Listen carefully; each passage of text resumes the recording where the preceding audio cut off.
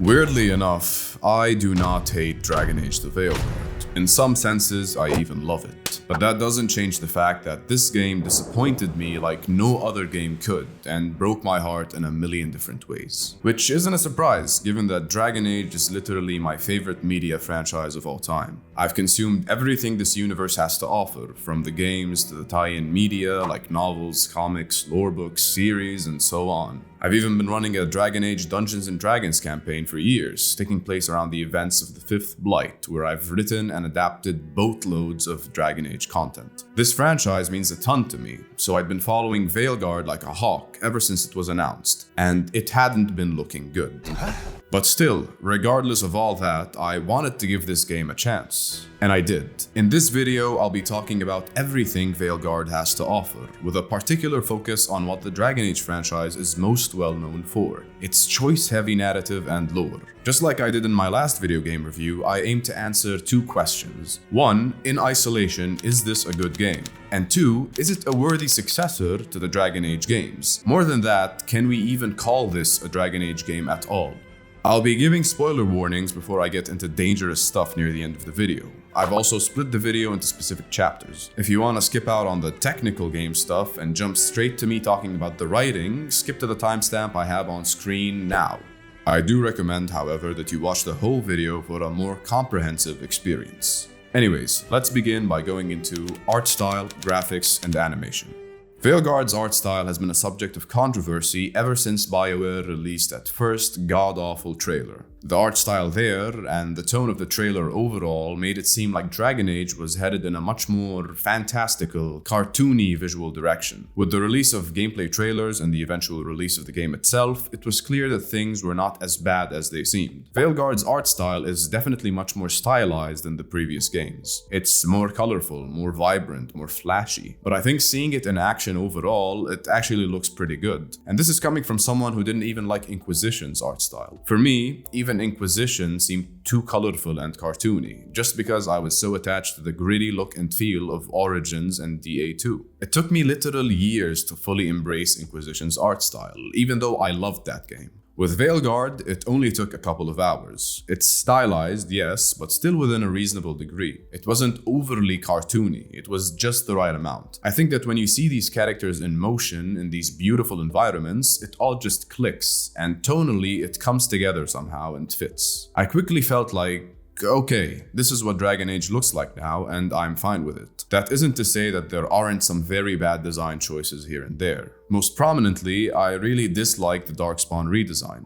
It's not as bad as it looked in the trailers and lead up, but it is wonky. And there is an in-game possible lore explanation for the change, in some sense, even though it's only through like a couple throwaway lines. But even with the explanation, it just doesn't really fit. It actually fits less with the information they give, which is that, minor spoilers here, these Darkspawn may be some of Gillian's original Darkspawn, as in back from when she was first experimenting with the Blight. You'd think that with an explanation like that, Darkspawn should look more monstrous and horrifying than ever, but nah, they just seem to look kind of goofy. And it's odd to me, given that the game seems to embrace visual elements of Lovecraftian horror in many places, particularly with Gillian overall, but ends up delivering some underwhelming Darkspawn designs. Darkspawn really keep getting the short end of the stick in these games. It feels like they become less and less scary with every iteration. I didn't even like where Inquisition took them, but it was at the least acceptable there. Demons also suffer. They become these robed, ghostly creatures, which do have some interesting elements to them, to be honest, what with their magical electric skeletons, but at the same time, it removes a lot of their uniqueness. This floaty ghost design becomes the norm for most demons here, and I think it's very basic and much less memorable, especially compared to how creepy and distinctive Shades were in previous games. Stuff like Pride demons also feel a lot less menacing when they're all slick and floaty like that. They don't carry a weight and oomph to them. And again, in theory, this isn't bad. It kind of fits with how spirits and demons function in the lore,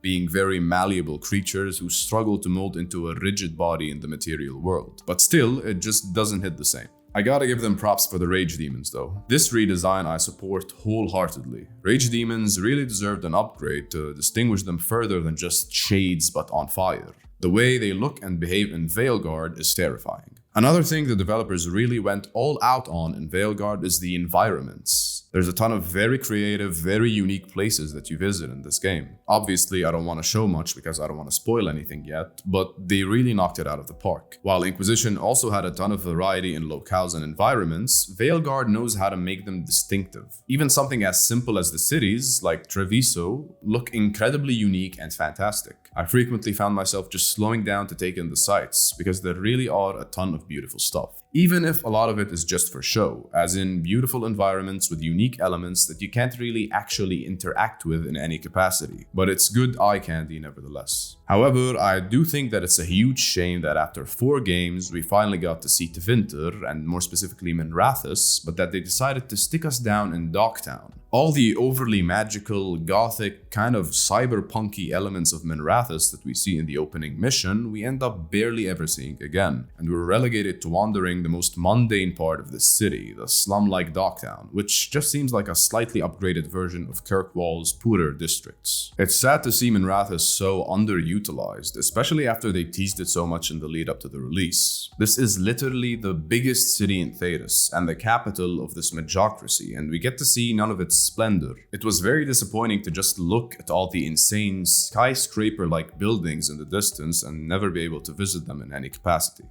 But whether you like or dislike the art style, it's hard to deny that Veilguard's graphics are top-notch. I can only run the game at medium settings, and it was still pretty great looking, especially in cinematics and cutscenes. It actually caught me off guard how clean it looked, especially with these beautiful environments and all the dramatic lighting. Even outside of cinematics, in normal gameplay, graphics are pretty great, and so are the animations. The animation in Veilguard is easily the best the series has ever had, especially in combat with how smooth it all flows. It has a little bit of a Dragon's Dogma feel to it, and that's a game that always stood out to me as having particularly clean animation. Despite all that, Veilguard doesn't seem to have gotten rid of the classic awkward Bioware animation when it comes to cutscenes. Facial animations are better than before, I think. They still have a lot of issues though, and moments of extreme emotion like surprise, anger, or sadness always look goofy. Most disturbing for me personally was my Rook's smile. Damn, that looked awful. I could not get used to it whatsoever, and it didn't help that I was playing my Rook as a very gruff, straightforward character, but he'd break into a weird alien attempt at a reassuring smile every other sentence he spoke. It's so jarring to see that random smile just assault his face out of the blue like that. We also still have moments of wonky, awkward movement and turning, and often it seems like Rook doesn't know what to do with their hands. This goes back to one thing that always bothered me about the Dragon Age games, which I'd hope they'd finally solve for a game released in 2024, and that's the fact that you can't carry your weapons at all times. Here, you usually don't have your weapons on your person at all in cutscenes, not even sheathed. They just disappear entirely. But more than that, my issue is that even in combat scenario cutscenes, the Dragon Age games tend to pick and choose when to actually place a weapon in your hand. And it usually isn't your weapon, but like a default model instead. And your character always holds it weird. The same issue exists in Veilguard. I'm playing a dual-wielding rogue, and even when they toss me a weapon, it'd only be for one hand, and the way Rook held it would look awkward. And that's if they gave me a weapon at all. Like, I remember this one cutscene that I wish I had recorded, but at this point I can't even remember where it was in, where my Rook was ambushed by enemies or something, and he put his hands up awkwardly in some weird deformed fighting stance that seemed more like he was trying to season both of his hands simultaneously, and it just looked so goddamn silly. Like, here's my Rook, a top of the league assassin who's going up against basically gods, but I guess he just threw away his weapons in the previous room and has to use his hands, or like 60% of the muscles in his hands. It's laughable, and every time my Rook appeared in a pivotal battle cutscene without my weapons, my immersion was torn apart. Moving on from animation, I'm gonna be talking about some things that are graphics adjacent. The game's UI, to begin with, is acceptable overall, if a bit hectic at times. It does kind of have an overly video gamey feel to it, for lack of a better term. I don't know if that makes sense, but I mean, like, it has a little bit of that mobile video game clutter with a ton of numbers and a ton of colors and whatnot. lot, especially in equipment screens. It's still good overall, and there's a lot of quality of life things in the gameplay that make the user experience flow much better when using any of the game's menus and stuff like that. Stuff like weapon comparison screens, notifications that allow you to automatically open a new piece of gear or a new codex entry, marks that tell you when an item is new, and stuff like that. It all just works. And I don't know if the character creator really falls under the art style, graphics, and animation category, but I'm gonna talk about it here. It's pretty robust. Because I'm a bit of a lazy dumbass, it was a bit hard for me to utilize it to its fullest potential, but I was still impressed by the variety of options. It's pretty cool. One complaint I have though is that I do not like the hairstyles. I think every Dragon Age game has underdelivered as far as hair goes, but before Veilguard released, the hair was looking really good in trailers and stuff. What with the new hair physics and animations and whatnot. Despite that, I was still disappointed to find out that half the hair was actually mostly bad, at least for a male Rook. It just feels like there's no basic standard hairstyles, or at least not enough of them. You know, like period appropriate stuff. It felt like most of them were basically yassified, mostly stylized, and like your character visited a beauty salon every day before battle. It reminded me of the hair mods I would install for Skyrim back in 2016, which 16-year-old me was convinced were so cool and badass, but I now realize were the epitome of yassification. But it's fine, it's just hair, I made it work. Now, let's move on to sound and music. The Veilguard sound is pretty great overall, not much to complain about here. The sound design works decently well, maybe it's not as memorable as previous games, but it's still pretty great. Enemies are more audibly reactive, with many having their own battle barks and whatnot. Additionally, voice acting is top-notch as usual. Some of the dialogue in Veilguard is inherently hard to deal with, which we'll touch on later, but the voice actors consistently deliver great work no matter the problems with the material. The voice work does have this over-exaggeratory element to it, but it seems like that's more of an intentional tonal choice rather than an issue, and I'll be touching on the game's tone later on in the video. I gotta say though, I didn't like how most Qunari sounded. I dislike how intensely their voices got pitched down. They sound too fake and exaggerated and more like horror movie demons. I even remember passing by a random Antam Qunari when I first arrived at Treviso that spoke with a Cockney accent, but with that weird extreme low pitch, and it was the weirdest thing. I don't even know if that was real or I feverishly imagined it at this point. Slowly. Have your papers in order next time. Regardless, it's weird. As far as music goes, I enjoyed it a lot. One thing about me though is that music and media doesn't really stick for me if it doesn't come at a memorable moment. So the music tracks that I love and remember the most are ones that play during really cool or emotional moments. And because there weren't a lot of crazy cool memorable moments like that in Veilguard, most of its music didn't really stick for me. The one time the music really gut punched me here was in the ending, when it suddenly started blasting Solus's Lost Elf theme, which really hit. So yeah, there is that, but it is still awesome overall for sure, and it even has hints of the older game's soundtracks throughout it. It's very fitting, and that's to be expected from Hans Zimmer and his team. With sound and music covered, let's talk about gameplay. While this section is called gameplay, I won't be covering all gameplay elements here. Mostly, I'm going to be focusing on combat and exploration elements without touching much on story-related stuff, like choice making and whatnot.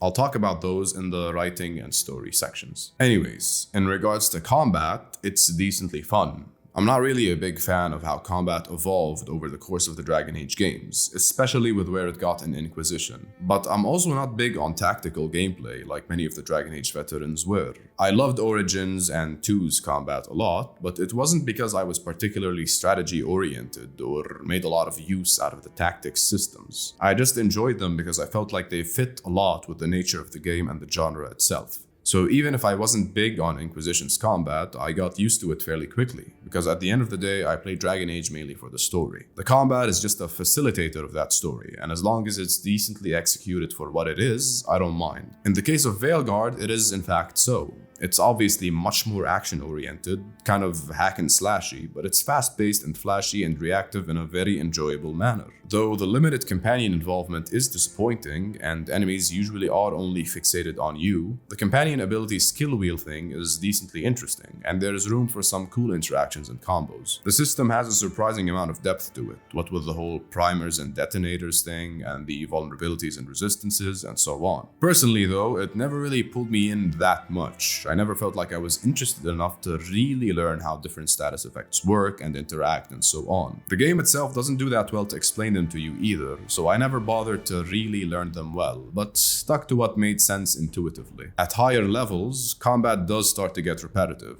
I found myself getting mostly bored in the easier fodder encounters because they would mostly play out the same, and I would kinda check out during combat. But the repetitiveness issue is less of a problem when you're up against more difficult enemies, because then you actually have to think a little. Do note though that I am playing on the adventurer difficulty, which is the normal difficulty. The ability skill tree is pretty big, but I'm personally not much of a fan. Even though it's big, I don't think there's really a lot of active skills. I found myself cycling through the same 5 or 6 throughout the entire game, so I wasn't really getting much chance to change things up. And if I did want to use other skills, they would usually be part of the section of the skill tree that didn't fit with my playstyle. It's a good addition that they allow you to refund and reassign your points to different skills whenever you want, maybe in an effort to encourage change-ups in gameplay styles, but it never really interested me much. The specializations I found mostly underwhelming, but that could just be what I went with, which was the duelist specialization for Rogue. It really didn't feel at all distinctive. One ultimate and one active skill, and the rest are passives. In previous games, it always felt somehow like a milestone when you unlocked a specialization. In Origins and Inquisition, there were even roleplay and story elements attached to your choice of specialization. That's not a thing in Veilguard. The specialization just kinda blended with the skill tree. And I know a lot of this is very personal grievances and me choosing not to over-engage much with the system, but I do think that its shortcomings in many spots really don't incentivize you to engage with it. And regardless of all these issues, as I said, I do still think the end result was fun, even if I did approach it with a kind of mindlessness. The enemy variety in Veilguard also leaves a lot to be desired. We have a lot of enemies, to be fair, but it mostly feels like the same 4 reskinned for the different factions like the Untom, the Darkspawn, the Venatori, the Undead, and so on. I feel like there's a lot of wasted potential with the creatures that they didn't include. Inquisition was ripe with a decent-sized bestiary of a big variety that included all kinds of beasts and monstrosities. I feel like the more casual animal-like creatures should have made an appearance in some capacity, and not just as environment models in the background that you couldn't even interact with. Oh, and any Dragon Age game without a single Templar enemy is an issue in my eyes, and the undead Templars in Rivain don't really count. That just felt wrong, and I know we're in northern Thedas, but the Orlesian Chantry is still involved prominently everywhere but in Tevinter, so I refuse to believe Templars are so small of an issue. But that ties more into the lore and tone issues, and we'll get there later. I gotta say, I enjoyed the boss battles a lot in Veilguard. They were consistently fun, if not very unique, and really pushed you. The dragon fights, though, I felt lost their novelty fairly quickly. They became underwhelming because they mostly play out the same. It becomes quickly predictable. But it was still a decent amount of fun. Oh, and takedowns are underutilized, at least visually. It's interesting as a functional mechanic with how it works with stagger, but I'm more interested in seeing my Rook hit a dragon with a badass final attack. But you can't do that. There are only like 3 takedowns that I've seen, of which only 1 is actually cool, but it gets old when you're repeating it endlessly. As far as items and loot, I feel like the system has a lot of conveniences, where you don't really have to overthink it. I rarely ever focused on the materials and valuables I got, for example, and just used them when I needed to upgrade a store or enchant an item without really worrying about finding what I'm missing and whatnot. The way identical items stacked and gave you an upgraded version was also a nice, easygoing touch. I appreciated the simplicity, especially in comparison to Inquisition, which I felt went a little overboard with it. At the same time, I feel like this simplicity left me not that interested in customization and loot overall. I didn't pay as much attention to it or actively seek out some more powerful gear. The unique items I found didn't feel all that unique, and most worked by giving you a wacky advantage in exchange for a severe disadvantage, which maybe would be fun for more serious combat enjoyers or niche builds, but it wasn't really interesting for me. Visually, weapons are pretty good looking, probably the best looking the series has ever had. The armors, however, Man, I thought so many of the armors looked so ass. I struggled so hard to find shit I liked, and this is despite the fact that you can use transmog to wear any armor appearance you like, ignoring class restrictions. I felt like I was usually cycling through the same 4 or 5 armors, and the rest were just awful. Companion armors, in comparison, are so much cooler. And on that note, one of the stupidest things about this game. Why the fuck can't I view weapons, armors, or appearances before I buy them? Am I missing something here?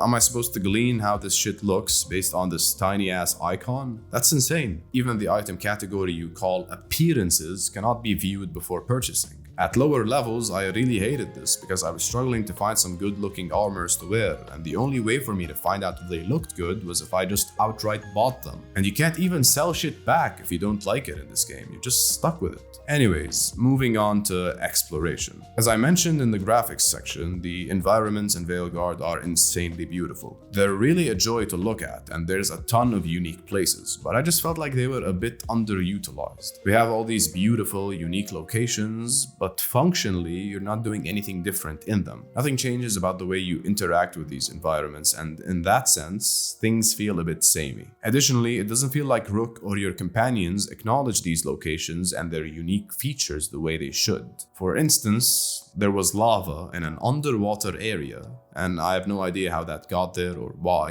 and it's never really commented on or explained. Veilguard's whole gameplay loop of advancing through a level, taking a side path to find a treasure chest, or solving a simple little puzzle is kind of basic and formulaic overall. Don't get me wrong, it's fine, it's perfectly acceptable, but it was more simple and repetitive than ever. I did appreciate the verticality of it all. This is the first game that allows you to really jump around and climb around and really platform over environments, which is reasonably cool. I still made it a priority to explore every nook and cranny, but for the codex entries and nothing else. The map's UI could also use some work. It's all very uniform. You don't have names for zones or areas in these large central locations, even though we have fast travel points and names for these areas when we first step into them. Merchants are not highlighted either, except for core faction merchants, which was pretty inconvenient. I think the worst downgrade to exploration is the way you interact with NPCs in the world. In Veilguard, you can rarely ever talk to an NPC outside of a cutscene. Sometimes you have NPCs with a floating, talking icon above their head, and they'll shoot you a line of dialogue or two. With a few important NPCs, like faction leaders, you can get a decent conversation out of them with this method sometimes. But besides that, most NPCs cannot be interacted with. No longer can you talk to random people and ask them questions about themselves and simultaneously learn more about the vast world of Thedas. Practically every conversation needs to be vital or connect to a quest. Sure, we get a ton of ambient dialogue that gives us some nice tidbits here and there, but being a bystander to these things can make them feel irksome to deal with. I don't want to stand around and do nothing just to hear these two NPCs talk about something random. Often I did just that, but it took from the momentum of the game. I want to be a part of these conversations, just like I was in prior DA games. This was a major shortcoming of Veilguard, and it really made the world feel so much smaller and less interesting. On that note, I want to say that the side quests in this game really left a lot to be desired. I won't be talking too much about them, but I thought I'd squeeze a few comments in here. They're fine, I guess, but there isn't a lot of them, and so few of them are memorable or introduce actual good story elements. But anyways, let's move on to the actual meat and potatoes of the Dragon Age franchise. The writing. This section is going to be big.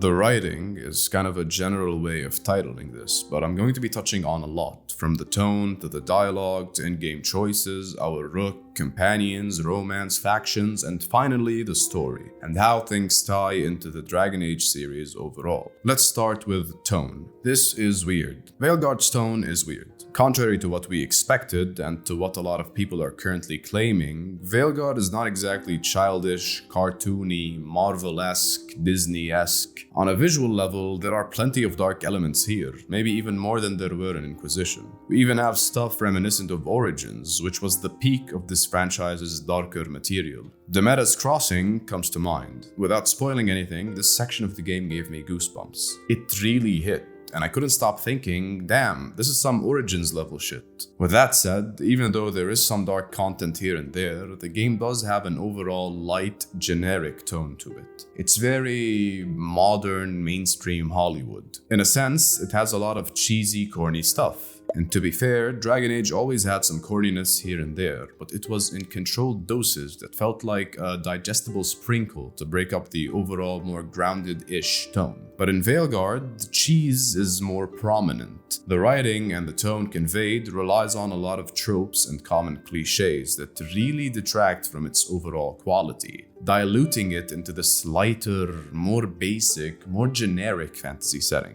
Even visually, you can feel the sense of Dragon Age's core identity being diluted into something mainstream, particularly with the new redesigns of some of the creatures like demons and darkspawn. This is also reflected in the writing through the characters' attitudes and in how they react to things. It takes the tone in an overall much more lighthearted approach. And that's crazy when you think about it, since this game has the highest stakes out of all the rest. What with you hunting blighted elven gods that are easily threatening the entirety of Thedas. But even with the stakes as high as they are, the characters often feel like they aren't regarding it with as much seriousness as they usually did. There's always time for jokes and quips and quirky awkwardness that keeps the tone from becoming appropriately heavy. And more than that, it's clear that the game's world building has suffered greatly for this. A darker tone doesn't always just mean violence, blood, gore, and sex. Dragon Age has always had a ton of dark, grounded elements to it that involve important social and political topics. Things like slavery in Tevinter and how it's the only nation that still allows this practice and how it regards it. Things like the state of the elves, how they were forced to convert to Andrastianism after the events of the Exalted March on the Dales, how they were forced to live in human settlements in slums like the Alienages, where they're treated like second-rate citizens at best, how elves who didn't comply had to live like nomads, roaming around Thedas trying to reclaim some of their lost culture, constantly chased out by humans when found, how the dwarven caste system segregates the dwarves and disregards those that the system deems unnecessary, including those who dared leave Orzammar to the surface. All these and so much more make the world of Thedas a heavy, grounded setting despite its fantasy elements. In Veilguard, all this background lore and world building is glossed over, flattened and smoothed out to make the setting more welcoming and hospitable. Even though a big portion of the game focused on Minrathous, the capital of Tevinter, and the Shadow Dragons, a rebellious anti-slavery organization, we barely see instances of slavery and how prominent it is here and how it influences society. We barely, if at all, take part in quests to stop slavers or the like, even if you play as a shadow dragon. This very major aspect of Tevinter culture is glossed over. And you can argue that we don't witness this much because we're mostly in Docktown and Minrathous, which is a more working class area far away from the nobility and whatnot. But still, it can't be this non-existent. After finishing the game, I took a look at The Art of Dragon Age the Veilguard, which is basically a concept art book that goes through the multi-phase development cycle of this game, and through its many changes, highlighting previous plans for the story and the direction, with a ton of concept art. In basically every piece of art for Tevinter, slavery was present and visible. All that being washed away in the final product is a shame. With elves, we don't see the distinction between city elves and Dalish elves anymore. Elven racism doesn't even seem to be a thing at all, with no one seemingly ever commenting on my elven Rook, even in Minrathous, the capital of slavery and elven hate. We don't see any alienages in places like Treviso or hear anything about the suffering of city elves. And we barely get any mention of actual Dalish elves, given that even the Veil Jumpers themselves are an organization that welcomes anyone, even if it consists of many Dalish elves itself. For a game about the elven gods, it sure ignores a ton of what made elves so distinctive in this world to begin with. It just feels like the nuances of the world have been plucked out to make for a much more generic fantasy experience, to make the game world lighter and more accessible for a general audience who doesn't want to have to think too much about all these facets of the lore, these facets that made Thedas the unique fantasy setting that it always was. The tone has definitely suffered in this game. But the thing is, if you don't know what Dragon Age really is, I don't know if you'll see or feel this downgrade. Even if the tone is lighthearted, for the most part, it managed to immerse me in its current state. It made it easy for me to forget these nuances that it glossed over. When I wasn't thinking about what Dragon Age is supposed to be, I was fine with how things went, except in a few edge cases here and there. In a way, it was a uniformly acceptable generic fantasy adventure.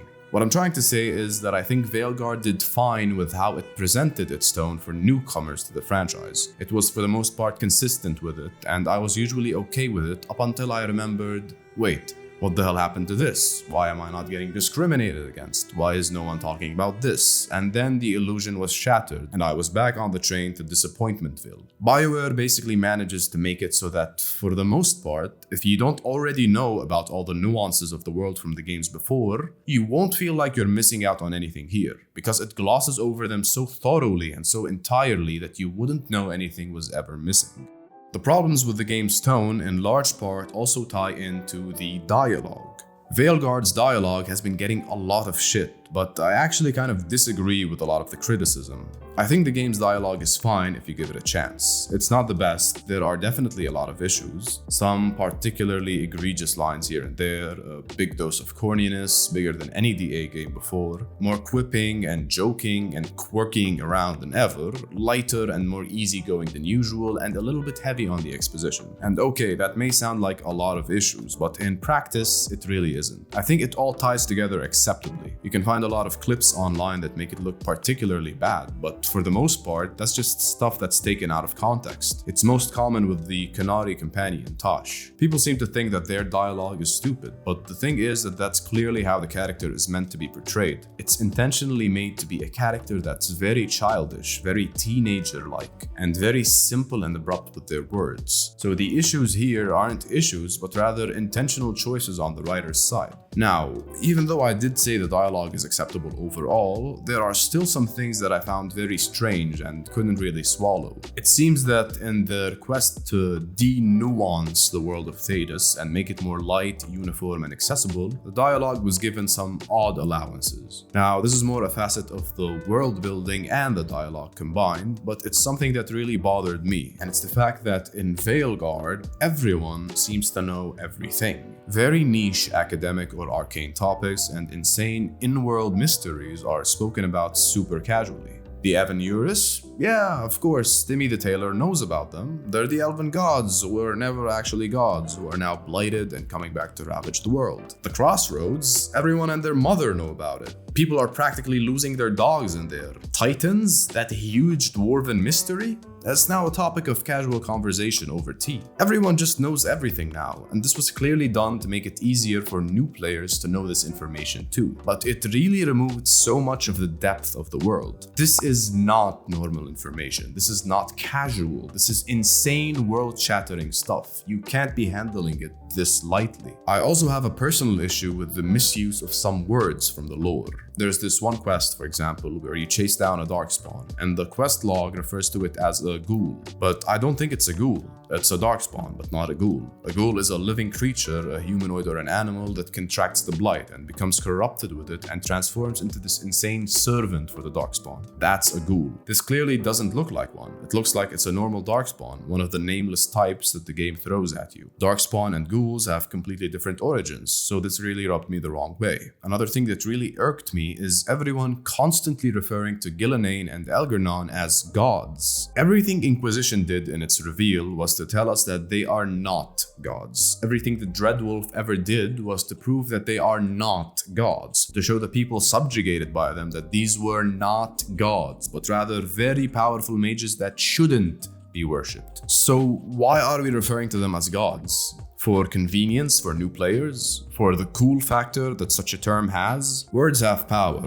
and by calling them gods, Rook and the team are giving the Avenurus power and worth that they do not deserve. You're making them out to be scarier and more frightening to the very people who you're asking for help in fighting them. Come on, man. These are powerful mages, not gods. Powerful mages. A good sword to the gut can kill them just the same, provided it's a really powerful sword and provided you deal with some prerequisites before you stab them with it. You may think this is a stupid hill for me to be dying on, but I seriously hated that they did this. It feels like Rook and Veilguard is aiding the Avenurus themselves in their psychological warfare on Thedas by assigning them these grand titles that make them more than they are. It's especially annoying if you're an elf, because the whole point here is that elves are realizing that these were never their gods, but rather tyrant-like mages. Anyways, that's all I have to say about dialogue, at least as far as the general sense.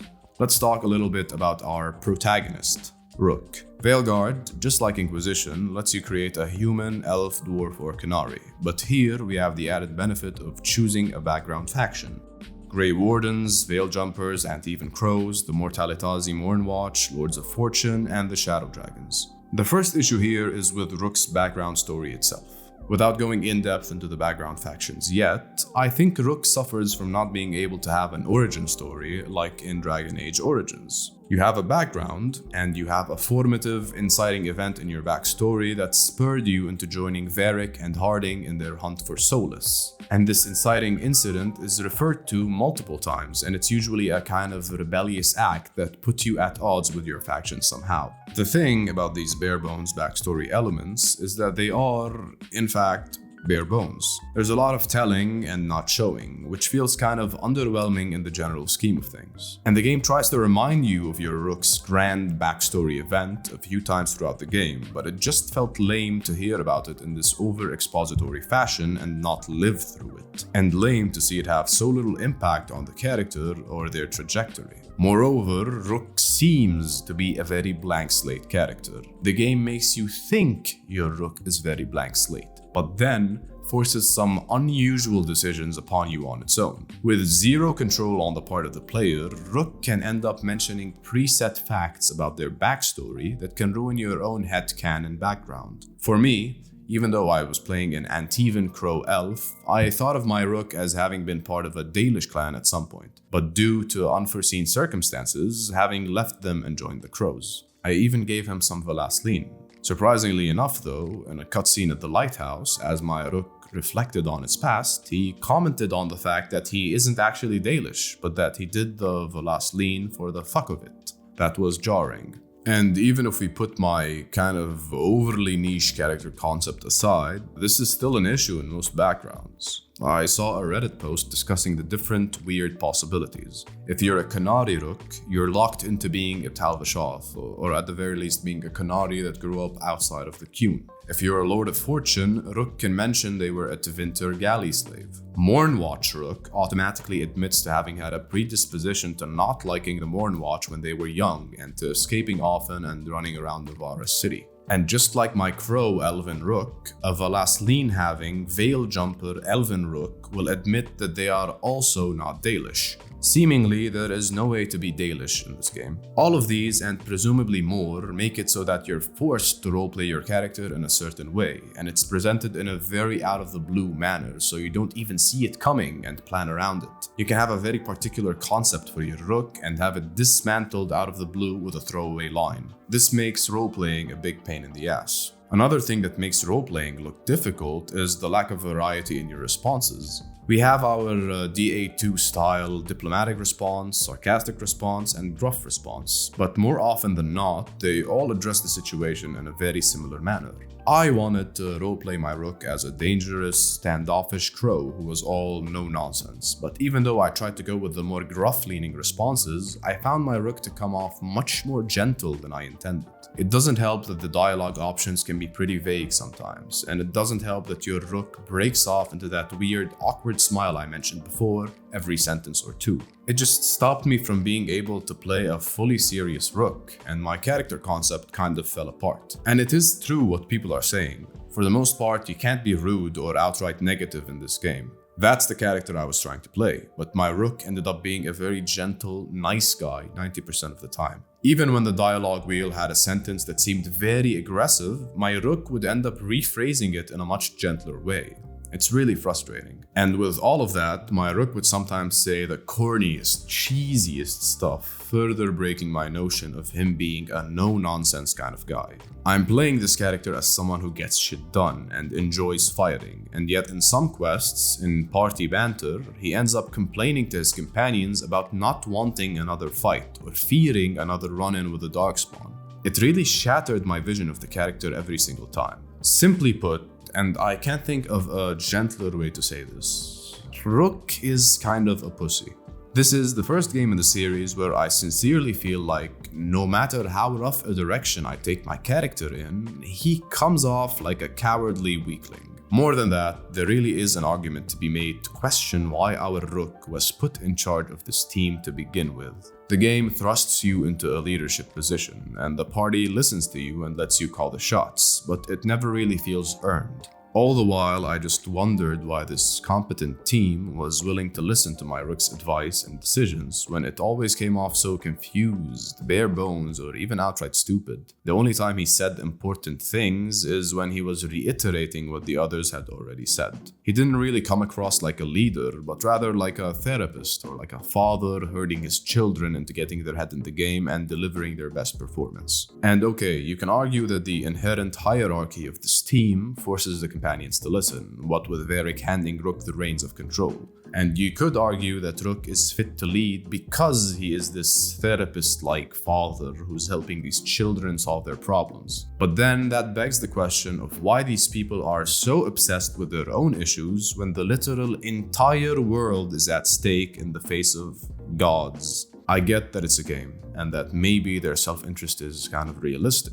But I feel like at least one of them should have been fine putting off their own personal problems aside in order to focus more on this massive threat. And I know the companions' individual problems are massive themselves, but still, if these characters were more realistic, they would at least not be constantly whining and bitching about how they can't focus about the literal world-ending threat because they're so caught up in their own personal stuff, which they just can't do anything about without your Rook's interference. At the very least, it just made it feel like everyone had a life except for my Rook. Everyone had a backstory to haunt them except my Rook. Nobody really ever cared about him and his own personal issues because he never really had personal issues. His whole personality and backstory is stopping the Evan Eurus. Even worse, Rook simply doesn't get as much moments in the spotlight as his companions. Every companion comes from a certain faction, but they're not an ordinary member of it.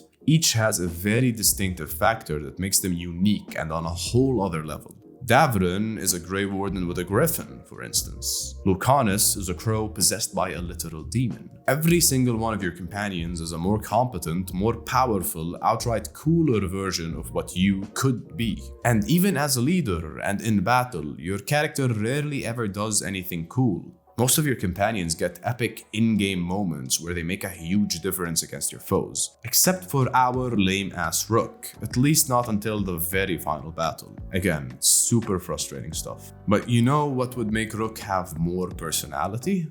Being able to make actual choices. You know, like every Dragon Age game allowed us to do previously. There are barely any choices to make in this game. Seriously, if you discount the ending, which I'll talk about in the story section at the end, you barely make any choices in Veilguard. And even the choices you do make in the ending are obvious no-brainers that you'd have to close your eyes to fuck up, and that rely on you furthering your relationships with your companions, which the game practically beats you over the head repeatedly to do. You also make choices at the end of each of your companions' individual quests that influence their eventual path in life. Besides that, there is maybe one impactful decision throughout the entirety of the main plot. Other than that, you make very little choices throughout the course of the game, and most of the choices you do make have underwhelming repercussions. It's so disappointing that such a core part of this narrative, heavily choice-based game franchise is tossed out the window. But what did we expect when they literally threw out our entire world states to the wayside?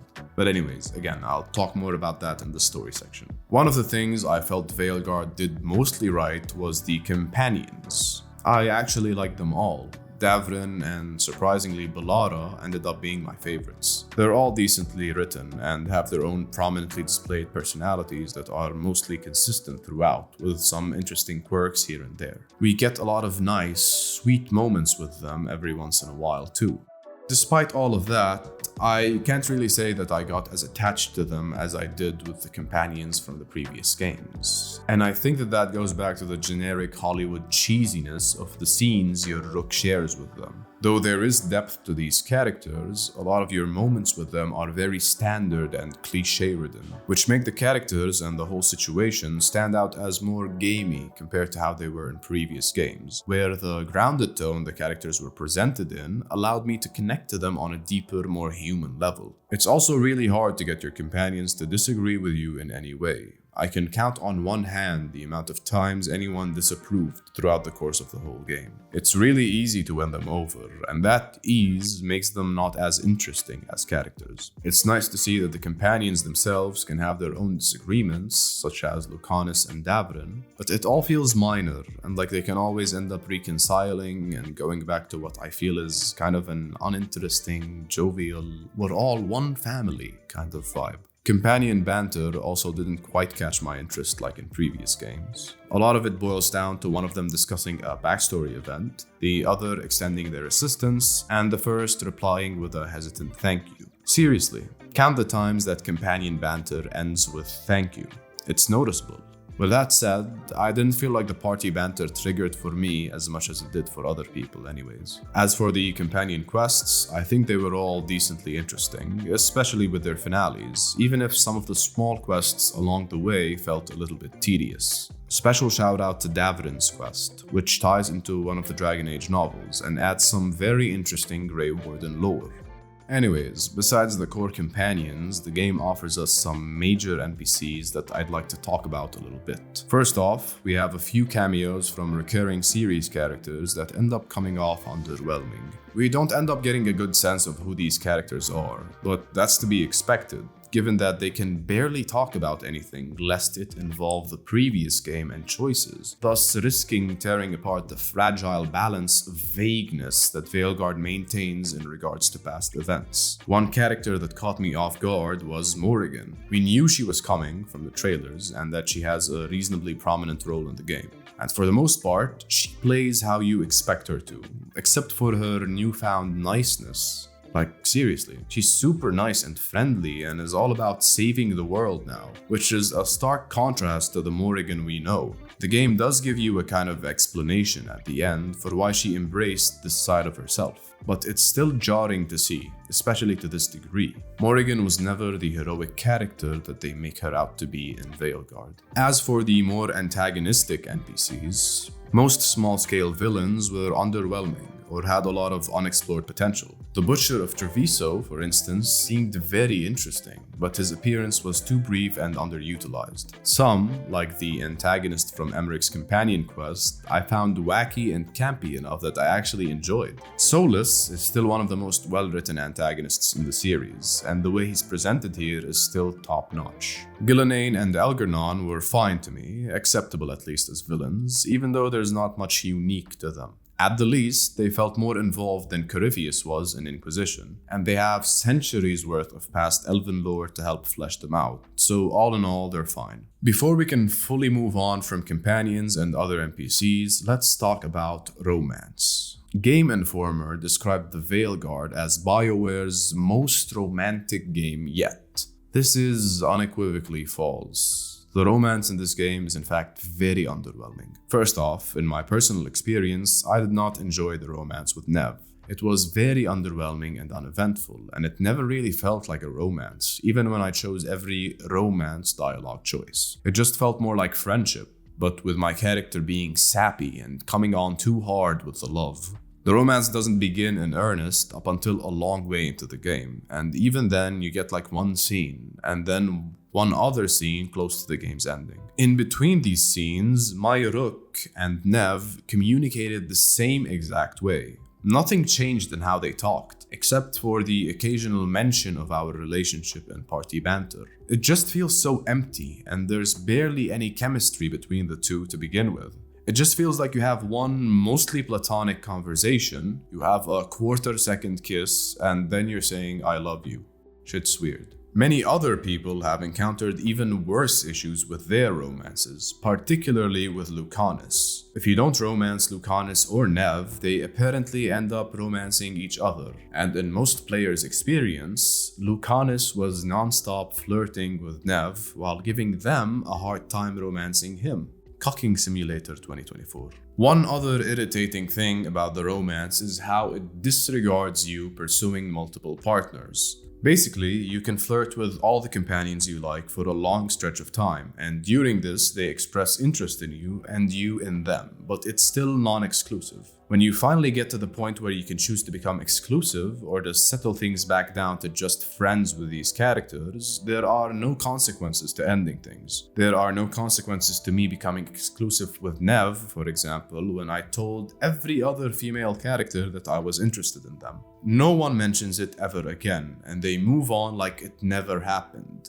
Man, I miss the days when Morrigan and Liliana would cook my ass for two-timing them and force me into making an actual choice. That was some good stuff. There are also these weird fake-out romance scenes you get with the characters before you become exclusive, where you almost kiss or something like that, but then someone interrupts you, which just really made me cringe at the writing. All in all, nothing I've heard or experienced about this game's romances is good, except for what people are saying about the one with Emric. Emric is just a cool guy overall. Before we move on to the main story, I want to talk about some of my grievances with the factions. The first issue here is that the fact that you can't talk to random NPCs leaves many of the factions worse for wear. You can't interact much with the faction NPCs and engage with them and ask them questions unless you're there as part of a quest. And some factions feel much more involved than others. For me, playing a crow Rook, I felt like I barely had any interaction with the Veil Jumper NPCs, for instance. It doesn't help that the Veil Jumpers feel undercooked overall.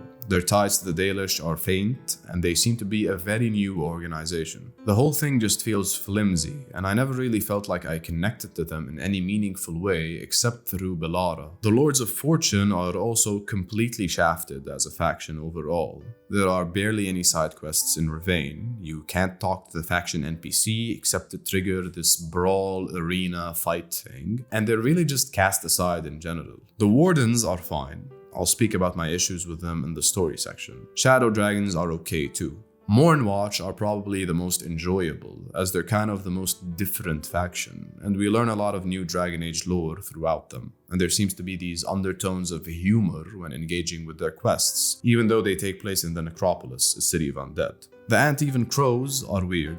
They have a bunch of involvement in the story, which is cool, but they've kind of been cleaned up the same way the rest of the lore has. There's not much moral grayness on display from them.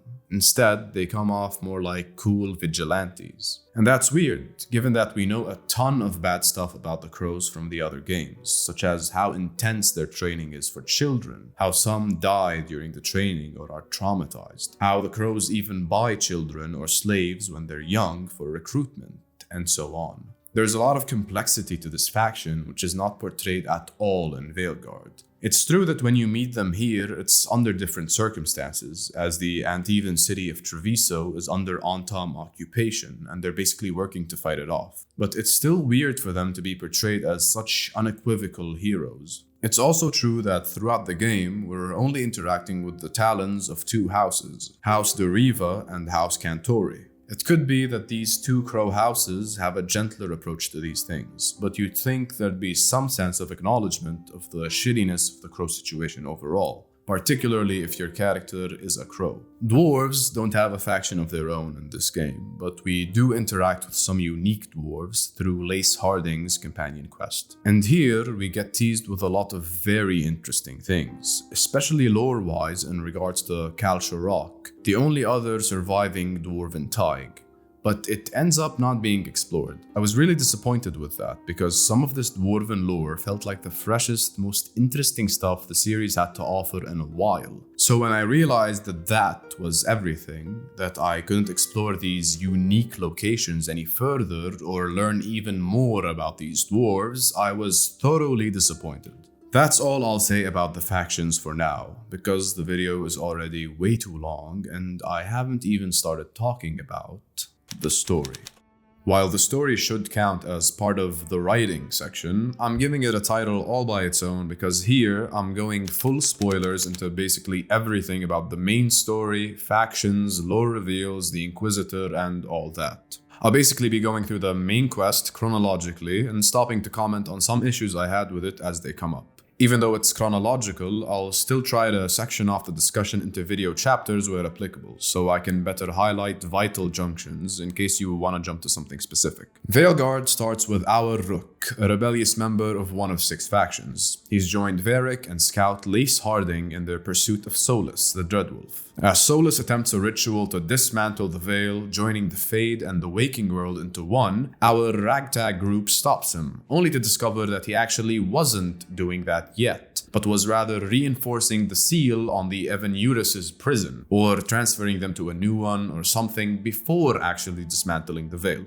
Because of our interference, Elgernon and Gillenane escape, and they actually have been blighted. And Solus becomes trapped in a fate prison of regret, while also becoming bound to our Rook through a weird blood connection. So he can now speak in our head. Here, we retreat with our party, grabbing an injured Varric who Solus had stabbed and fleeing. Somehow, we make our way to this safe hub in the Fade, dubbed the Lighthouse, which we discover used to be Solus's headquarters during his rebellion against the Evan-Eurus, and now becomes our group's new base of operations. As early as this junction, problems already start to arise. First, it's important that I mention the obvious. Veilguard does not allow us to import the choices we made in the past games. The Thedas we have meticulously and lovingly built over the course of 3 games is flushed down the toilet along with all our hopes and dreams for this 4th game.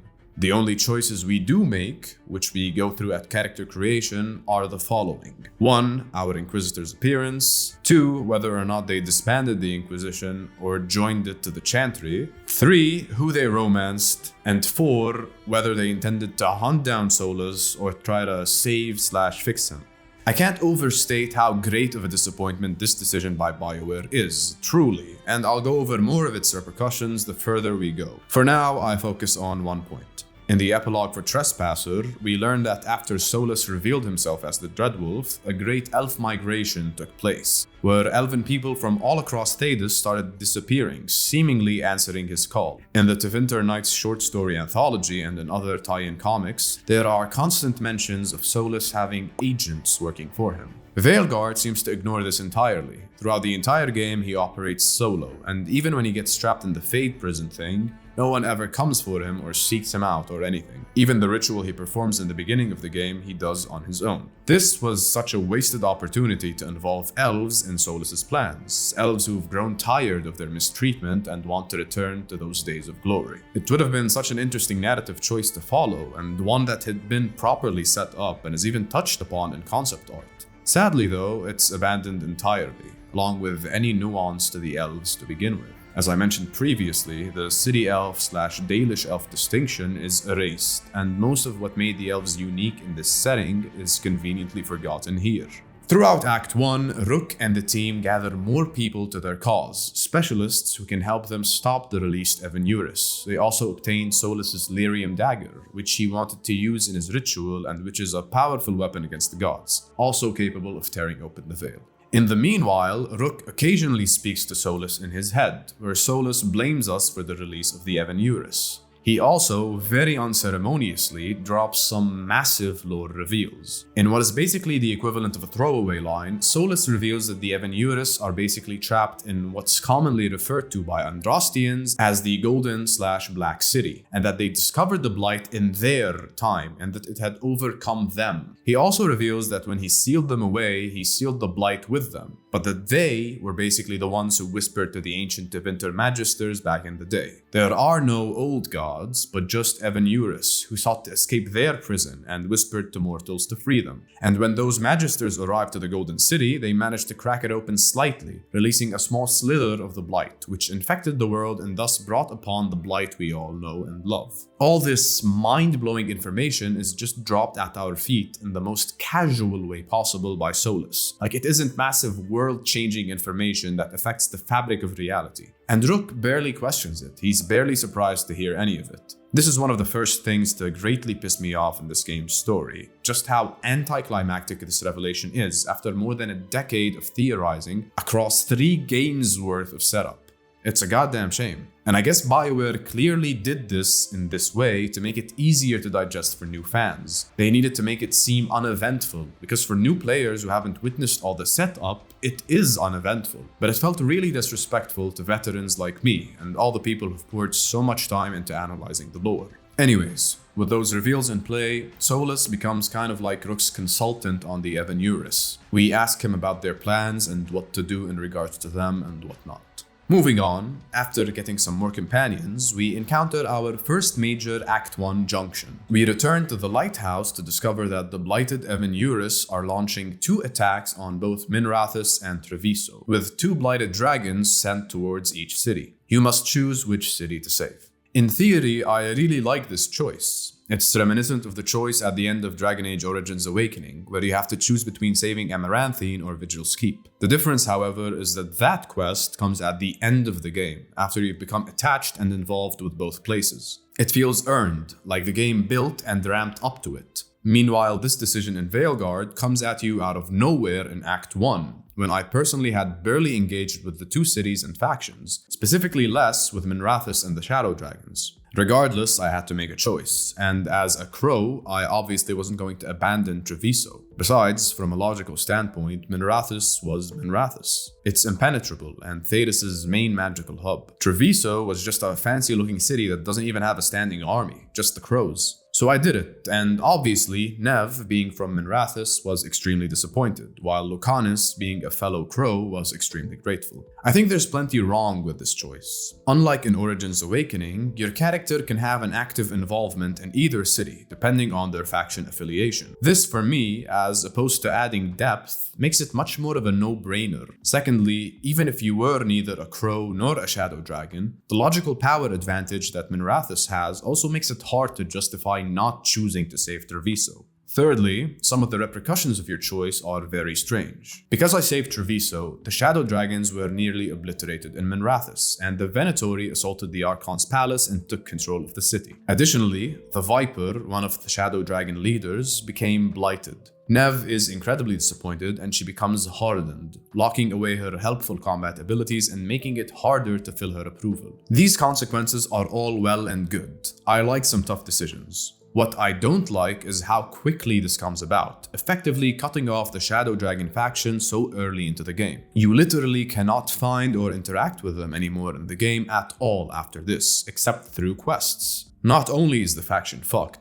but you also barely get to engage with it anymore. Additionally, Nev leads the party for a significant portion of time, which I also feel is a bad choice. We haven't even finished gathering the party, and we already lose one of them? It's just narratively less interesting not to have her there. The whole approval difficulty is very easy to overcome, but her disappearance makes for an uninteresting story in my opinion. Having her be present and be spiteful or bitter or more opposed to our Rook would have made for a more interesting story. Meanwhile, if we choose to save Minrathous, Lucanus straight up becomes unromanceable. A choice made in Act 1 completely disables a romance option. Like, imagine your Rook was a shadow dragon, born and raised in Minrathous. Most likely, you're going to choose to save it, but Lucanus just doesn't understand it. At the same time, he doesn't seem to resent Nev, and he has no problem romancing her. It also feels a bit wonky to me for your character to have so much importance at this junction in the story. Rook shouldn't be making this much of a difference in the battle on either side at this point. Besides, you send all your spare companions to the opposite city to help it out. Your companions who are practically more powerful than you are. I guess at the end of the day, it has to do with you having the Lyrium dagger, but I don't think you discover how vital it is until you're actually there. So in principle, when you do make this decision, there's no in-game reason to believe that Rook's presence is solely going to turn the tide of battle in either city, unless everyone knows that he's the protagonist for some reason. Moving on.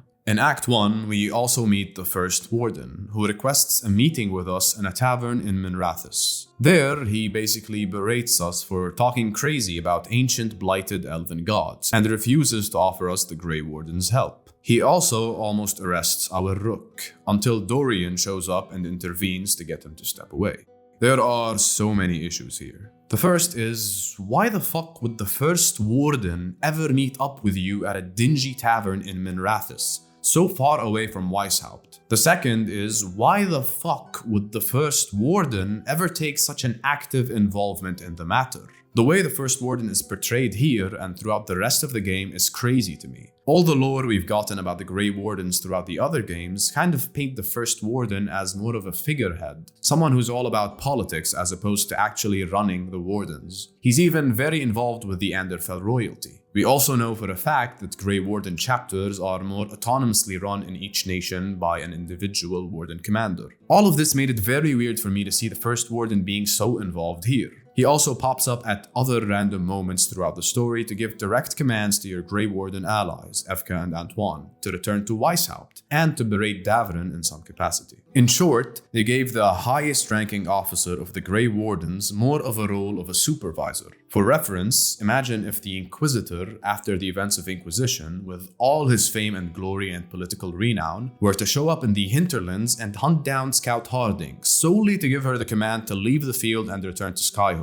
It's just something that someone so high-ranking would never personally be so involved in. Even if we ignore the lore we've been given about the First Warden in the previous games, it still doesn't make sense for him to be taking such an active personal role in simpler matters here. It feels like the developers really wanted to make a secondary antagonistic character and kind of just leaned on the First Warden for that role, even if he doesn't fit the bill for it in any capacity. They also made him too exaggeratedly obtuse, refusing to consider what Rook is saying about the released blighted gods whatsoever, even if the rest of the world seems to be plenty aware of what's going on. The first encounter with the First Warden is also another example of Rook being an absolute pussy. It also reintroduces Dorian, which we honestly barely get to interact with, which is a shame and feels like a waste of the character.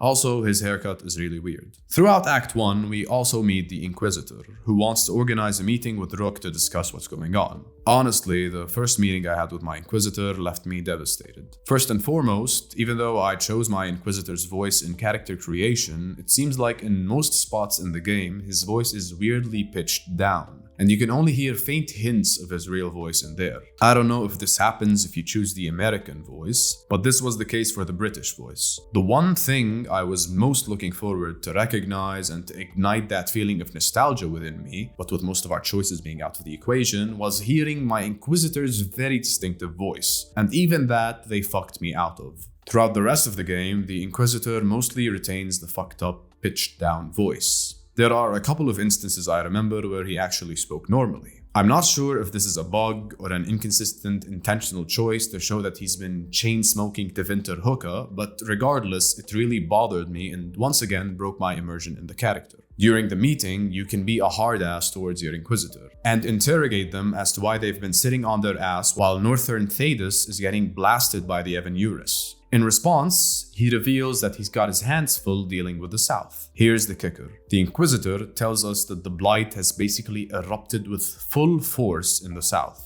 In conversation, and through a letter he sends you to the lighthouse afterwards, he explains how everything we've worked to safeguard and to maintain over the course of the first 3 games has been absolutely eviscerated. Denerim is fucked. Redcliffe is fucked. Orzammar is fucked. Orlais is fucked. Kirkwall is fucked. And he starts name-dropping former companions left and right. I don't think I need to explain how awful this is. Finding out that the world we worked so hard to build was ungraciously demolished off-screen, and our very own character is here to tell us about it. This moment made my faith in this game shatter entirely. I've been pacing myself normally thus far, but this conversation really turned me off from the whole thing. I'd been okay ignoring the fact that they let go of our decisions over the past 3 games. I'd been okay with the fact that they were being hella vague and coy in codex entries in reference to important plot points we might have influenced in the older games to avoid sparking inconsistencies. Hell, I would have even been okay with my Inquisitor's fucked up voice and his constant preaching of how trustworthy Morrigan was, which goes against how suspicious of her I played him as in the previous game. But to drop this bombshell on us was utterly inexcusable. Bioware is trying to reset the world. They clearly want to step away from the established choices and move on to a different junction in the series. And after a while, I can understand that. I can understand the 5th Dragon Age game taking place outside of Thedas, or maybe 100 years later, making it possible for them to avoid integrating player choices. But I can't understand this game, which is basically a direct continuation to Inquisition, where we're still pursuing Solus, to disregard basically every major choice we made before. From the start, the game has been advertised as a continuation. It always has been. It needed to be, given the whole Solus shindig. It's not okay for Bioware to do what they did, to pull the rug out from under us at the last second, like 1 month pre-release, and reveal that we could only bring in 3 choices, and that even those would have little effect. For example, if you choose your Inquisitor's romance option as Cassandra, all you get is a shitty codex entry letter from her to the Inquisitor,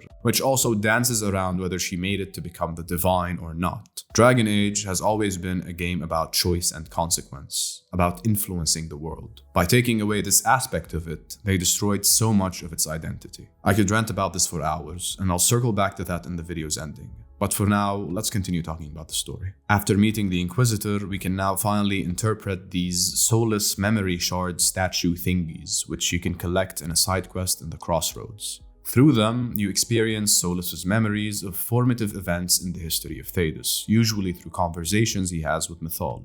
The way this works is simple. We view a mural that depicts a single still image of the event in question and hear a core part of the conversation, thus giving us heavy implications about major reveals in ancient lore. There are 6 memories in total, and after we see each, Rook gathers their companions around the table to discuss. Usually, the party is mainly trying to interpret this information in order to gain some insight that can help against the Evan-Eurus and Solus. Through these memories, we learn a lot about the origins of the world. We confirm what we'd been told about the Evan-Eurus having been locked in what we now refer to as the Black City. We confirm the lack of the old gods of Tevinter. We learn that archdemons are kind of like mortal horcruxes / phylacteries for the Evan-Eurus, and that each had one of his own, and that they weren't sealed away in the Fade when Solus did his ancient ritual. In fact, these dragon thralls are the only way that the Evan-Eurus managed to retain some connection to the waking world, and they utilized them to whisper to the men of Tevinter somehow.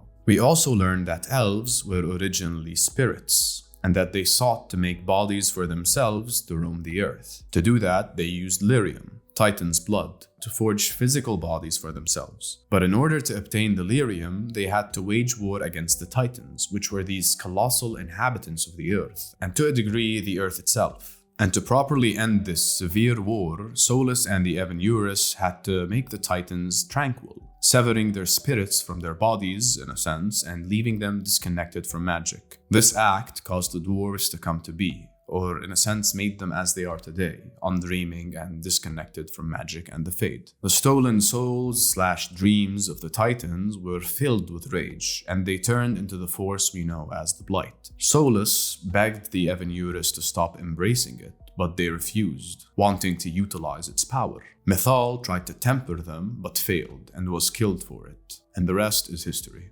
Most of this lore, though interesting, has been heavily theorized on by players before. Bioware has left sufficient breadcrumbs throughout the 3 other games to make these conclusions sensical and satisfying. However, I didn't really know how to feel about the way they were presented. It's definitely not as bad as the first reveal, which, as I mentioned, came through a throwaway line with Solus. The way the murals are presented is pretty cool, and hearing snippets of Solus and the other people involved talking about these things is interesting. Still, there is something underwhelming to it, if not with the reveals, then with how Rook and their companions react to them. For example, during one of the party's discussions, Harding comments on the fact that we've learned about the Evan-Eurus and their connection to the ancient magisters of Tevinter and the Golden City. And she mentions that in a way, this kind of makes Andrastianism obsolete. This is further backed up by Morrigan, who explains that when Mythal died, she kind of dispersed into fragments of spirit, which found themselves latching on to important women throughout history. Women who suffered and experienced things similar to what Mythal experienced when she was betrayed and killed by the Evan-Eurus.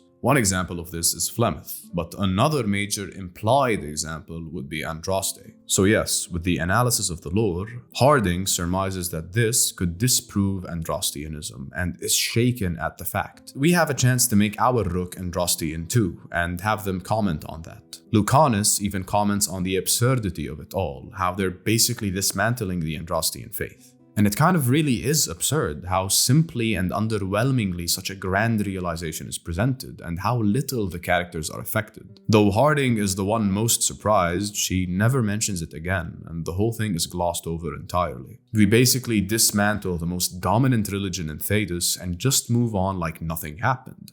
This was the most striking example of dealing with the reveals underwhelmingly. Besides that, the content of the reveals themselves is good. As I said, all this has been hinted towards in some capacity, and it's nice to finally see it all tied together. Personally, I would have preferred if not everything always tied back to the elves. For instance, I would have preferred for the old gods to have been separate entities entirely. I feel like making Thedas entirely the elves' plaything diminishes from the scope, size, and diversity of the setting. Regardless, there are still some things left vague, which are open enough to interpretation to leave space for more reveals down the line. We still don't know where spirits come from, and thus, in a sense, all these reveals don't necessarily disprove the existence of a maker. Act 1 ends with us learning about an assault on Weishaupt. We go there and we fend off Gilneain's Darkspawn forces. This whole quest was really cool, up until the end. It was nice going through Weishaupt, even though it was heartbreaking to see it destroyed. I enjoyed finding codex entries to refer to some former Warden companions we had throughout the franchise, such as Blackwall, or the original Blackwall technically, and Kristoff. It was also really touching to see the Chalice from Ostagar. Reading this codex entry alone made me almost more emotional than the whole game had up until this point. It was very bittersweet. In this quest, we again suffer through more stupidity with the First Warden, but I don't need to talk about that anymore. You already get my grievances. It was nice to finally get to punch that asshole in the face, though. By the end, Weishaupt is destroyed and we've slain Gilneain's archdemon in a pretty cool fight. Again, this whole quest is pretty awesome. Surprisingly, Davrin doesn't die slaying the archdemon, even though that's how it's usually supposed to work. We don't understand why, but it's one of the many weird choices the writers have taken in regards to Grey Wardens and the Blight. Besides the issues I already mentioned about the First Warden, I feel like Bioware either doesn't know what to do with the Grey Wardens, or that it's been trying to get rid of them for the past few games. In Inquisition, it's very easy for Warden forces to greatly diminish, considering what Warden Commander Clarel is manipulated into doing. Their fate depends on your choices, but even if you try to preserve them, by the end of the game, in an epilogue slide, we learn that they start rebuilding at Weishaupt, that they choose to become less secretive, to emerge from the shadows. But then, all contact with Weishaupt fades, and talks of some sort of Warden civil war starts brewing, as rumor of Wardens cutting ties with leadership at Weishaupt arise. Assuming that Veilguard ignores this, just like it does most other setup from prior games, I still feel like Wardens are treated poorly. Even though Evka and Antoine are kind of depicted as warmer, more gentle Wardens in contrast to the norm, and are shown to be trying to help out the Wardens overall, the Wardens still suffer a ton in this game, with their numbers even further diminishing and Weishaupt getting destroyed. Davrin's questline also gives you the choice to decide the fate of the baby griffins, and you can choose to make them into guardians of nature and Arlathan, further draining Grey Wardens of their resources. I don't know if I'm reading too much into it, because at the end, if you do the Grey Warden faction side quests here, Evka and Antoine are hopeful about the Warden's future in fighting evil, despite their grievous losses. However, it really does feel like at times, Bioware is just struggling to deal with this faction, and is maybe trying to delete it to make the world easier to manage, or to make it less impacted by our many actions and choices as the Grey Warden hero of Ferelden, such as with Kieran and the Old God Soul, and with the Architect, and so on. On a similar note, in regards to the Blight, even though this game is basically all about the origins of the Blight and how the Ebon Urus are manipulating it to make it even more powerful, I feel like it was treated weirdly in this game. I like that they made it more of a sentient, almost living force, what with tentacles and blight boils and whatnot. I love how extreme it can be and how it can take over places entirely, like Demera's Crossing. At the same time, however, it's disappointing to see that it isn't the threat it used to be. It feels like anyone can fight the Blight in Veilguard. Save for the instance in Damaris Crossing, I don't think you ever come across a blighted individual. There are no ghouls outside of that one instance. The one exception is the Viper, one of the Shadow Dragon NPCs, who gets blighted if you choose to save Treviso instead of Minrathous. With the Viper, we barely get to see the progression of the Blight. We get the sub-story about his corruption, mostly told to us through some interspersed codex entries, but the codex entries and the game is always so cagey about the Warden's estimations for how long he'll survive. In previous games, blighted individuals could die as soon as a few hours after getting corrupted, and at most, with no direct involvement, seemingly in a few days. The Viper, however, goes on for what feels like months. It's not clear how much time passes in-game, but regardless, the Viper is up and running at full capacity all throughout, despite being blighted.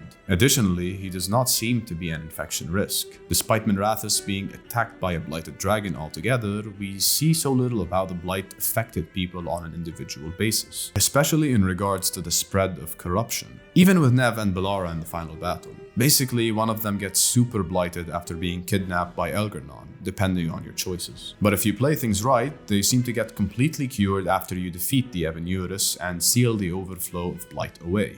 Furthermore, we also miss out on getting back some nasty Darkspawn variations like Broodmothers, or at the very least, more variation in the subspecies of the Darkspawn's rank and file, via Shrieks and Genlocks and other interesting Darkspawn types. With those tangents aside, let's continue the story. Act 1 ends with Weishaupt. Act 2 is much less eventful and is basically spurring you on to finish some side quests and companion quests so that your allies are extra prepared for the final battle. Nothing of note happens here. I did feel like the game's acts were distributed weirdly, in a way where the game's pacing consistently confused me. But besides that fact, it's fine. Finishing up Act 2, we get to a quest that warns us that it is the point of no return. After this, we won't be able to do side quests. We enter Act 3, where Rook and the team hunt down the Evanurus to Tearstone Island, where they're launching a ritual to recreate Solus's lyrium dagger, but with red lyrium, given that the dagger is the only instrument capable of tearing open the veil. Here, either Davrin or Harding dies, based on your choices, helping slay Gillenane. Nev or Bellara are kidnapped, and Solus uses this opportunity to escape his prison of regret, trapping you there in his stead. Here, we get the game's grand plot twist. Varric Tethras, storyteller extraordinaire, mentor, advisor, and companion for the last 2 games, has been dead ever since Solus stabbed him in the first quest. However, Rook has been manipulated by Solus's magic to believe that he's still alive, conversing with him in the lighthouse and imagining him to be there. And I gotta confess, that shit caught me off guard. It made sense. I expected this to happen before the game even came out, but somehow, with how caught up I was with everything else, I didn't stop to register the possibility. I didn't stop to think that no one ever interacted with Varric except for you. I mean, several times throughout the game, I did complain to myself about how lazy he's been, sitting around on his ass and barely contributing. At some point, it even started to bother me, as I felt I had advanced much in the story with still so little involvement from him. I was afraid Bioware was going to character assassinate one of their best characters. Turns out they just wanted to assassinate. It's a great reveal, even if it requires us to stretch the bounds of our suspension of disbelief, especially in regards to how weird it is that none of your companions ever really talked about it or mentioned it. Even other friends of Varric, like the Inquisitor, Dorian, and Isabella. But it can be chalked up to more soulless mindfuckery, so it's still a good reveal in my book. Rook, as he comes to these realizations, is now trapped in the fate prison of regret that previously held Solus. This section, with Rook trying to move on from his regret and accept the fact that his companions knew the stakes and gave themselves up willingly, is masterfully executed. It's all very touching, and it was beautiful getting to say this final goodbye to Varric, a proper farewell to a legendary character. It felt like his goodbye was more aimed at us as players, rather than at Rook as a character. Generally, the rest of Act 3 is a blast. Elgarnon launches an all-out blight assault on Minrathous, with the escaped Solus now the only thing standing in his way. Rook and the team gather their allies and head over there. Here, we get to make choices about which companions we want aiding certain factions in the grand infiltration of Minrathous. And depending on faction strength and whether or not you finished your companion quests, you can get varying results. You can even have everyone die. This sequence is great, a very grand and bombastic ending that keeps raising the stakes. It was awesome getting through Blighted Minrathous, and it was awesome to see our companions and allied factions actually making a difference in these beautifully animated cutscenes. You could feel that Bioware really gave this act its time to shine. There were no cut corners, everything was given its time to breathe, and the fruits of our efforts throughout the game were visibly rewarded. It all ends with defeating Algernon and getting betrayed by Solus once more, as he reveals that Algernon's death will rip open the veil, as Solus had wanted all along. Here, you can either beat his ass, trick him by giving him a fake version of the Lyrium dagger, or use the spirit of Mythal, which you get by defeating her or convincing her to lend you her aid after finding a shard of her spirit in the crossroads. Once again, depending on if your companions have been taken care of, different results come to pass. Being the perfectionist softy I am, I went with the quote-unquote best ending, presenting him with the spirit of Mythal. After a talk from the Inquisitor and nudging from Rook, it took Mythal herself showing up to convince Solus that he didn't need to do this. With that, he sacrifices himself to uphold the veil before it ruptures completely, finally redeeming himself. If you go with the other options, you can get similar results, minus Solus actually getting redeemed, and with the possibility of Rook getting sucked into the Fade with him. All in all, they are satisfying endings. With that done, we get a few epilogue slides wrapping things up,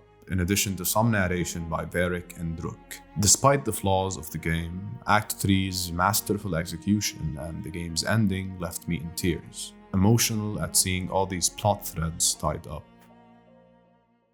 After credits. It took me a while to process Veilguard's ending and how it pertains to the Dragon Age franchise overall. Though the initial emotional impact it left on me was positive and profound, once the awe wore off, it left me with a lot of dissatisfaction. Before I discuss my final thoughts on this game and whether I think it's a good Dragon Age game overall, let's talk a little bit about the after credits scene. If you've collected 3 secret codex entries scattered throughout the game, you also get an after credits scene. It reveals that a secret organization, the Executors, one we've heard a little bit about in Tevinter Nights and throughout Inquisition, had been pulling the strings in the background for decades, and that they are now ready to pounce upon Thedas. This faction, which we presume is across the sea, beyond Thedas, is secretive, and we know very little about it. Theoretically, it ties into the origin of the Qunari, who we learn through Tasha's questline were somehow created from some experimentation with dragon blood in a land across the sea to combat something called the Devouring Storm, which they eventually came to Thedas to flee from, all set up for further danger and intrigue in the world of Thedas and beyond. A lot of people took issue with the after credits scene because they felt that it implied that many decisions, such as Logain's decision to abandon Kaelin at the battle against the Darkspawn in Ostagar during the 5th Blight, had been influenced by this secret organization. They felt like this was a cop-out that cheapened some of the themes of Dragon Age about flawed, realistic characters and how much their own flaws can influence the world. Personally, I liked it. To me, it wasn't a cop-out. It doesn't mean that the Executors were behind everything, or that they took away the weight of these very important moments. To me, this just means that they had a little involvement pulling the strings here and there through subtle nudging. Characters like Logain still fucked up. They still bear that responsibility, and it's still a testament to the flaws of people. The way I interpreted it was that the Executors were just there to try and push things in those directions when possible. It was not direct involvement or super active involvement, just a powerful enough understanding of the flaws of people that allowed them to drop the proper word in the proper ear to push things to a boiling point. And in a way, I think it's realistic. The massive loads of crazy shit that Thedas is going through in the Dragon Age can be justified by the meta fact that they need to happen because there needs to be content for these video games. But I think the executors being present in the background and always doing their best to ensure things get fucked up to their absolute max potential could offer an interesting explanation as to why in this age of all ages, everything is going to shit so bad. John Epler, Veilguard's creative director, supports this notion, explaining that he chose the wording for what the executors say in that after-credits scene very deliberately. Balanced, guided, whispered. I don't think he needed to explain it, but with the fan backlash at play, maybe it was for the best. Personally, as I said, I interpreted it in a more favorable manner. And this is coming from someone who considers Loghain one of their favorite characters in the series, so I wouldn't be okay with them butchering what made him so interesting, which is how flawed of a character he was. And that's everything about Dragon Age the Veilguard. To answer the questions I asked at the beginning of this video, in isolation, is this a good game? For a newcomer, I think it's an okay game. Thinking from the perspective of someone new to the franchise, I think I would have found it a bit too generic for my liking. It has some interesting elements to it, what with the companions and the few choices here and there, but otherwise, there's not much to draw me in. It's a mediocre, high fantasy-like, large-stakes adventure. But is Veilguard a good Dragon Age game? That's a much more difficult question to answer. Maybe if it existed in a vacuum in the Dragon Age universe, 100 years after the events of Inquisition, with a logical explanation for why our actions in the past games were not present, then maybe. I did enjoy what little of Dragon Age it offered, as long as I could ignore everything that came before and instead regard it as an isolated game set within the bounds of a well-established universe. But besides that, as a continuation, as a sequel, is this a good Dragon Age game? Is it even a Dragon Age game at all at this point? After you defeat Solus and fix the world, in the epilogue slides of the good ending, Rook, your companions, and various other NPCs narrate how their stories have changed. At their heart, stories are about change, Rook says. Our companions talk about how they've evolved and grown thanks to your help with their personal quests, and how that change affected both them and the world. But those stories aren't over, Rook continues, and we will always be grateful to those whose stories brought us where we are today, and those whose stories will live on with us forever. And while the ending itself really hit me hard and left me emotional and impressed, these final words from Rook really stuck with me. Days after I finished the game, I found myself still thinking about them. Not because of how much I loved them in the context of the game, but rather because of something else. Something that prodded at my heart beneath the weight of all the emotion and catharsis that the ending had left me with. Those stories are over, Bioware. With Veilguard, you weren't grateful to those whose stories brought us to where we are today. You completely disregarded those stories, the very stories that your players told over the course of this franchise. By ignoring every choice we did before, you're erasing our stories. By destroying the very nations we spent years defending, by telling us about it in minor conversations with our own Inquisitor, you've gone even further beyond. You've ripped our stories to shreds. And grateful to those whose stories will live on with us forever. Bioware's ultimate fistful of salt in the wound. It was the irony, the hypocrisy. That was what struck with me because of these words in the epilogue. The irony of Bioware preaching about the importance of stories, choices, and change when that was the very thing they denied us in Veilguard. Even with all their fuck-ups here, they dare use these final words to reconnect with what I've always felt was Dragon Age's core distinguishing identity. What made it such a unique and memorable franchise. Its deep stories that we, as players, could write and alter. To me, this was utterly heartbreaking. You can't tell me you still care about these things, Bioware, when you've shown me otherwise. You can't try to hold on to the themes of change and stories as the central part of this franchise when you so callously abandoned them here. Under my definition of Dragon Age, the Veilguard is not a good Dragon Age game. It's not a Dragon Age game at all. It's a soulless husk of what Dragon Age once was, packed with hints of the charm, passion, and dedication that these games were always so ripe with, filled with potential but never meeting it. Because it can never meet it. It can never meet that potential when it sacrificed everything this franchise always has been to get here. Because I see all that potential and snippets of its soul, I can never hate it, but I also can never accept it. In short, Bioware, I'm not mad, I'm just really fucking disappointed.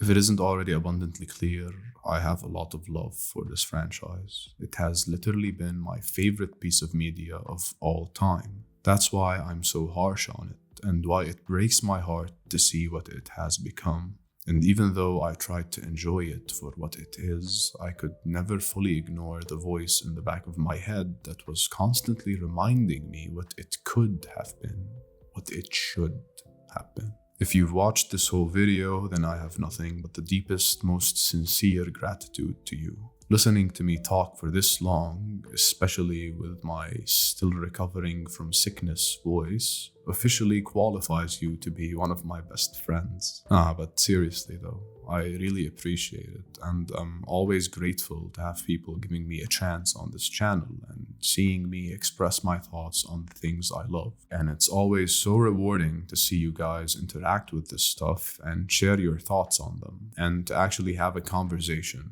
even if in disagreement. It's a big part of why I do this. But anyways, thanks again for watching. I'll see you soon in a hopefully much shorter review. Also, be warned, this is probably the last video game review I'm going to do for a while. October had the only 2 games I've been interested in playing in years.